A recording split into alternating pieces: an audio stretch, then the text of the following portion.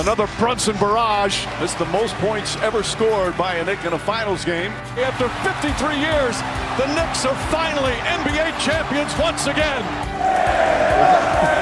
The finals MVP is the captain, Jalen Brunson. Thankful that this opportunity presented itself and we were able to get it done. He will be the king of New York for the rest of his life. Hello, everyone. Welcome to First Take. Shay Cornett here with you. Stephen A. Smith. Markeith Morris is here. Chris Russo. Marcus Morris is here. We got a full table. How's everyone feeling? Good? Really good. Knicks are the champions. We're still going. I'm doing Wednesday. I'm doing just fine. I'm doing just fine. There's a parade tomorrow. Don't act like the championship is Saturday and it's just all over. Oh, no. We're going to be celebrating for the year. Yeah, well, at least for a week. The year. Let's talk about that Knicks parade tomorrow because New York, exactly 24 hours away, the city around us here in New York, gearing up for potentially the largest parade in New York history. Largest estimated crowds in years past have been around 5 million people, and it sounds like the Knicks faithful could eclipse that. After all, they have waited 53 years for this. And so, Doggy, we have not heard from you since the Knicks win and since Jalen Brunson's heroic MVP performance. Somebody has to throw cold. Okay, hold on. Let me ask the question. Where does Brunson rank among athletes over the last 5 decades, since essentially the Knicks won their last championship? All right, so let's go through it for a second. Guys, you ready for me? Yes, You gonna sir. fight me off today, the both of you? Go, man. He fights me off Maybe. all the time. He don't know his fanny from his elbow. You two do. Fanny. Here we go. There we go. All right, here we go. You can't put him ahead of Jeter. Okay, he's got 3,400 hits. He won 4 titles. You can't put. That's not fair. He's a Yankee. You can't put him ahead of Mariano Rivera. Closed every big game the Yankees ever had. Yankee fans love him. You can't put him ahead of that.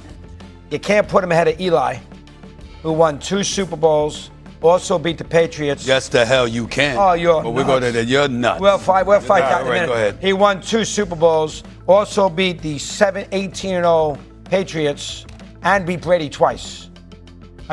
Beat Brady twice. And his playoffs were phenomenal. You can't put him ahead of them. You can't put him ahead of Piazza. You're going to laugh at that one.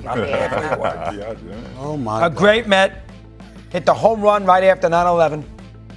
An unbelievable home run. Bottom of the 8th, first game back in New York. You know the better What than a anybody. home run? Okay. Oh, that was Keep going. Just keep going. It was incredible. All right. It was incredible. No Help doubt. me out here for a change. Don't look at me like a blank because you're face. off your rock already at 10 in the morning. No, I just got started. I haven't had a chance to talk. awful. You didn't put me on Monday, which bothered me. All right, That's 4. 1, 2, 3, 4, 5. You're gonna put him ahead of Willis? Won a championship. We're gonna count that, right? Won a championship in 19. He was the MVP of the league. Won a championship in 69-70. Played hurt in Game 7. Made the 2 jump shots to get them started against the Lakers with Wilt. And you're gonna put him ahead of Clyde? Won 2 titles. One of the great all-time guards in the history of the NBA. He's a top 25 All-NBA player historically. And he won 2 titles. You're going to put him ahead of him. Outside of that, that's how many guys? 1, 2, 3, 4, 5, 6. That's 7. I don't have a Jet.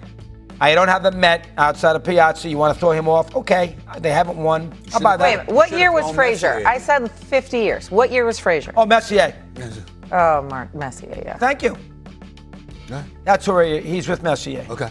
So those are you guys. Messier, Jeter, Mariano, Eli. Okay. And I would put, if you're asking me, in the last 50 years, I'm going to put Jeter number 1.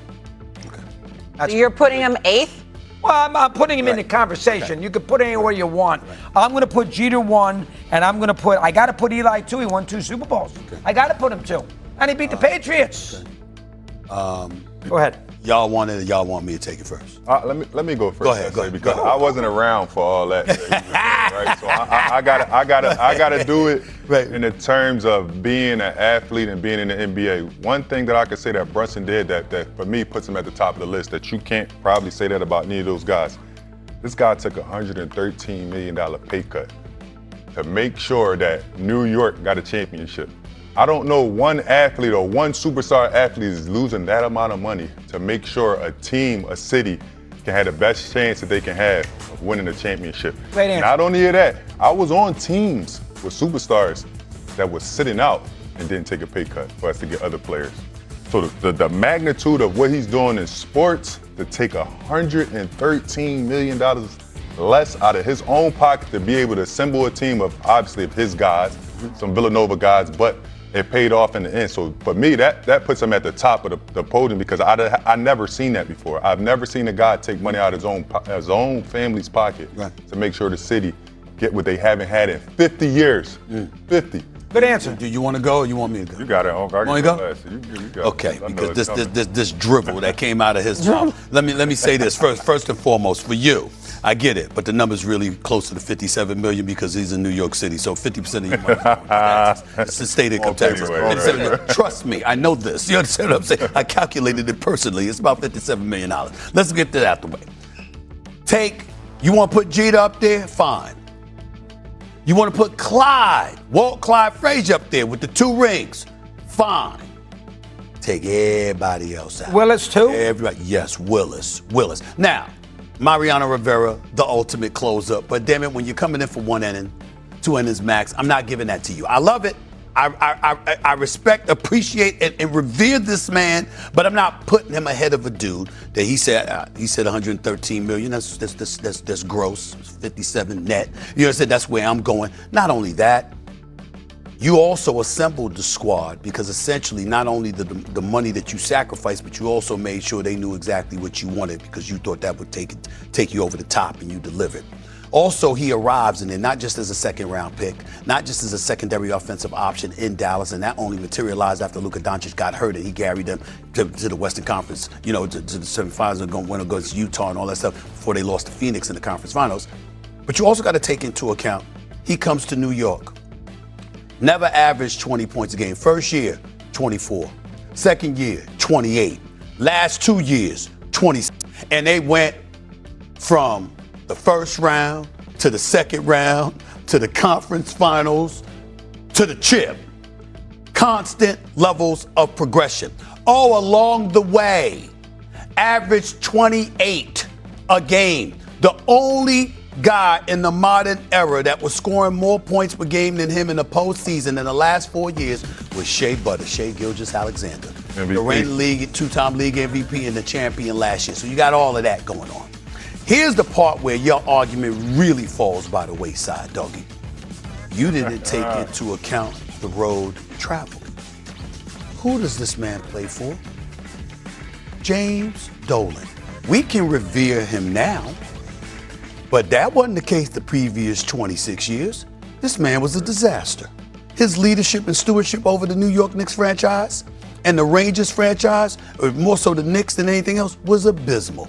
You understand? And if you were on Mad Dog, Mike and the Mad Dog in New York City, you would have had a fielder because you spent time having a fielder. His daddy gave it to him. He was the epitome of a dude born on first base or born on third base, acting like he hit a triple. Okay? That's how he conducted himself. That's how he ran the franchise. And one piece after another came up short because the business of Madison Square Garden was prioritized over the basketball of Madison Square Garden. Who changed all that? That was Jalen Brunson. Where he do it at? In the media capital of the world. This is the bright lights, big city, the city that never sleeps. And damn it, we've been awake all of these years because we've been depressed. We couldn't sleep. We were suffering from insomnia because the New York Knicks stressed us because they ain't win a title since when? 1973. And oh, by the way, when you bring up 1973, there's much appreciation as we have for the great Walt Clyde Frazier, because I ain't telling you nothing, I ain't telling a man to his face. Right there on Mad Dog Radio. You saw the special I was doing in Madison Square Garden. You heard me. You know, so he was right there. I told him exactly where I stood. He's phenomenal. He's great. There's a debate. But who were his teammates?